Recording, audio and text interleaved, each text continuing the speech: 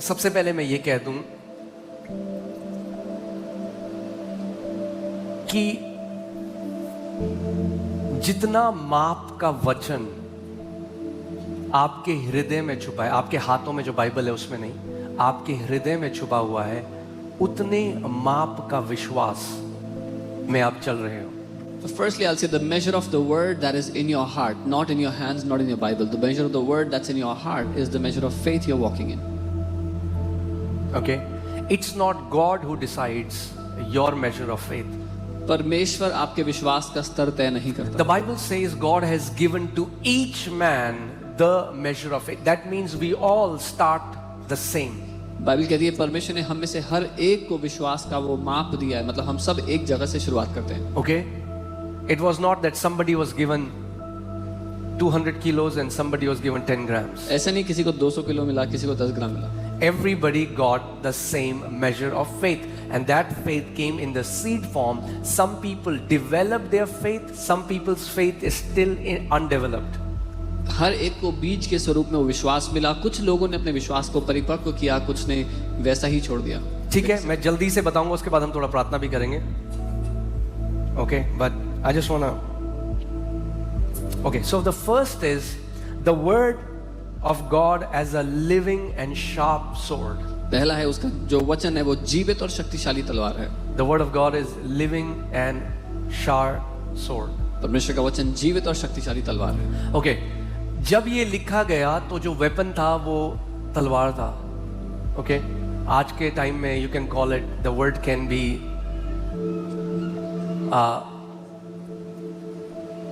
very modern ballistic missile or whatever the famous weapon is. Sword is a picture of a weapon. That means the word is a living weapon, is a living sword. परमेश्वर का वचन एक जीवित तलवार है, वो एक जीवित हथियार है. Okay? अब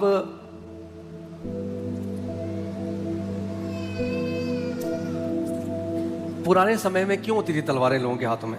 Why did people have swords in the olden times? हाँ,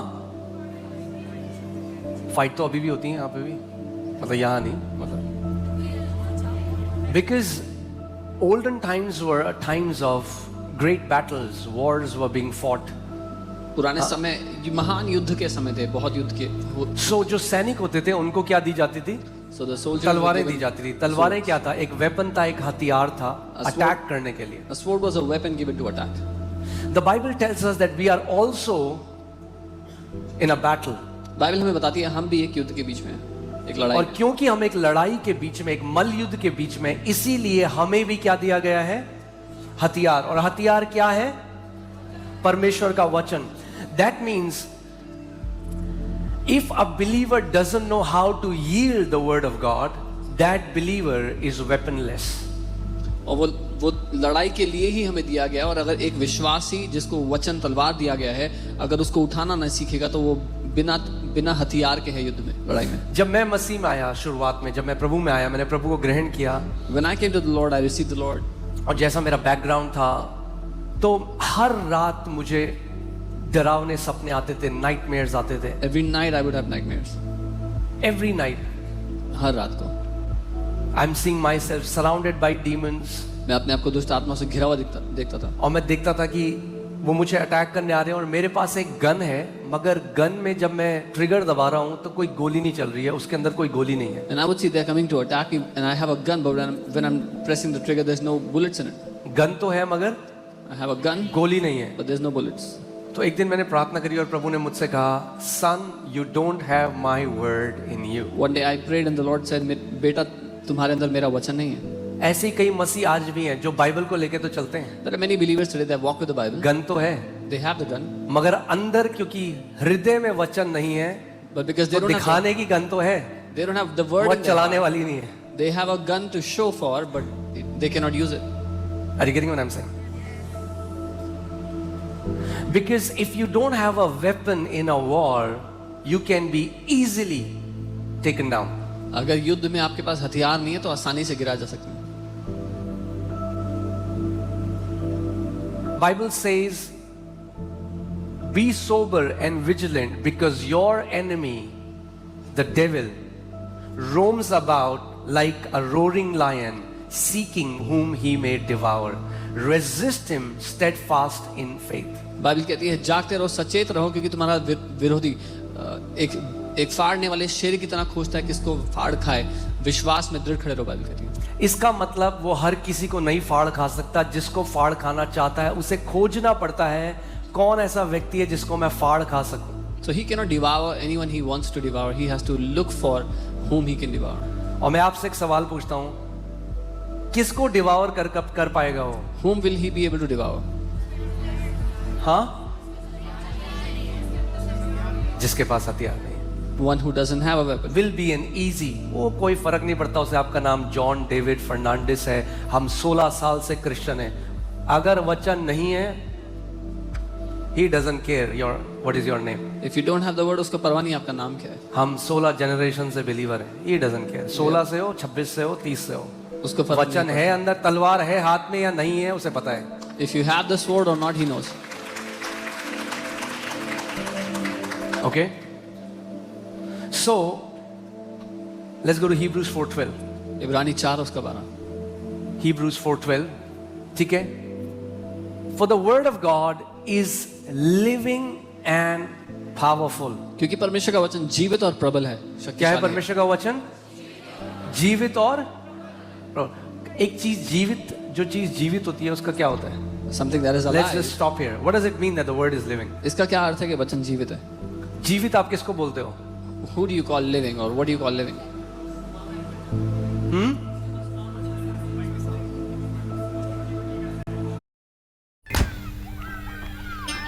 आज बड़ा स्पेशल दिन है। प्रिया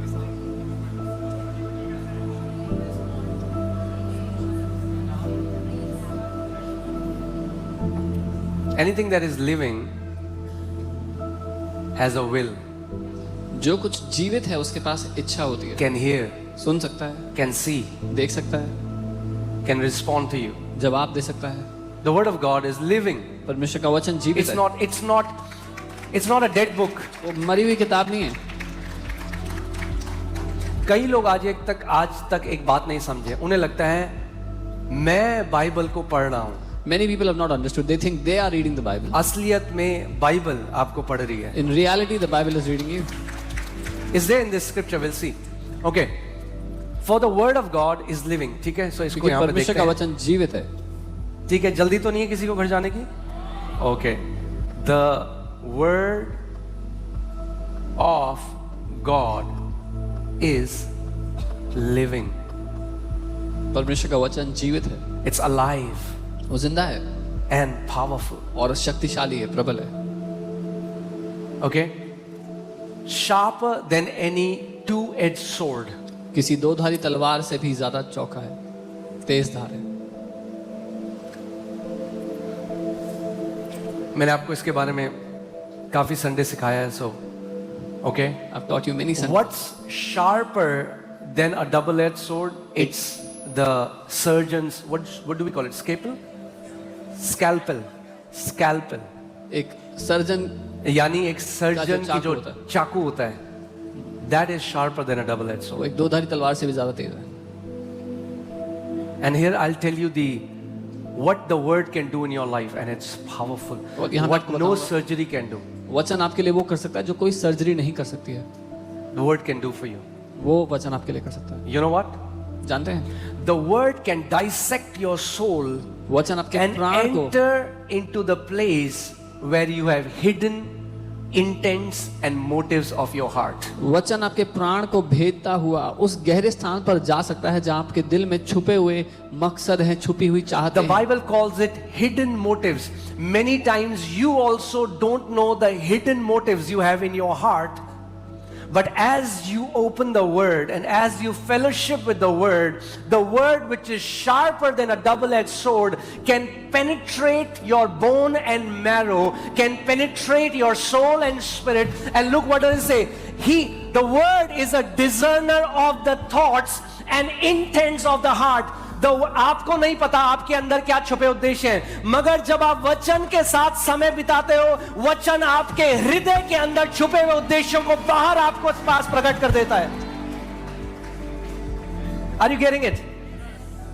That means the word brings your thoughts and your motives as they are bam in front of you. वचन आपके छुपे हुए इरादों को आपके सामने जैसे वो हैं वैसे ले आता है.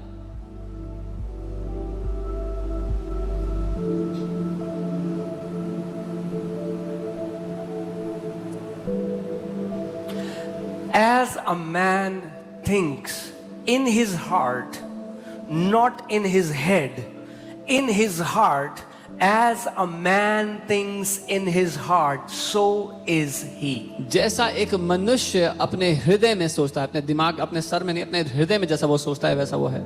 This word heart, today the people of, people who are psychologists and people who are, they call it subconscious. आज जो साइकोलॉजिस्ट हैं वो उसको subconscious mind. That means the core of you are, core of who you are. आपके व्यक्तित्व का जो सबसे भीतरी. You are not what you consciously think. आप वो नहीं है जो आप अपनी चेतना में सोच सकते. You are आप वो हैं the thoughts that's going deep in your heart, in your subconscious mind. That's who you are. आप वो हैं जो विचार आप. Oh यीशु तू महान, oh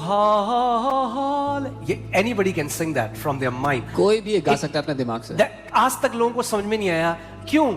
मैं तो कह रहा हूं यीशु के कोड़े खाने से मैं चंगा हो गया, मगर आप कहां से कह रहे हो? आप अपने चेतन मन से कह रहे हो. जब तक वो जो वचन लिखा है आपके अवचेतन मन के अंदर ना चला जाए तब तक आप विश्वास नहीं कर रहे. People say I'm saying it, but they are saying it from their brain, from their mind, but the word that until it goes into your subconscious you cannot believe. Okay? कितने लोगों ने टाइटैनिक के बारे में सुना है? How many people heard about 1912 में Titanic? एक बड़ा जहाज था टाइटैनिक, हम जानते हैं वो डूब गया था. क्यों डूबा था? क्योंकि वो एक आइसबर्ग से टकराया था. A ship that जो sank. एक बर्फ का बड़ा पहाड़ होता है समुद्र में, और वो 5% से भी कम दिखाई देता है. And these glaciers, these ice mountains, they are only visible 5%. Or 95% is not visible. 95% दिखाई नहीं देता ऊपर सतह. That's exactly what's happening with us. हमारे साथ भी ऐसे हो रहा है. जो हमारे विचार हैं, जो हम कंट्रोल कर रहे हैं, that's 5%. Our thoughts which we can control वो सिर्फ 5% है. But आपके अंदर जो छुपा है, okay? Deep within you यहाँ पे छुपे हैं आपके intents, are hidden your intents.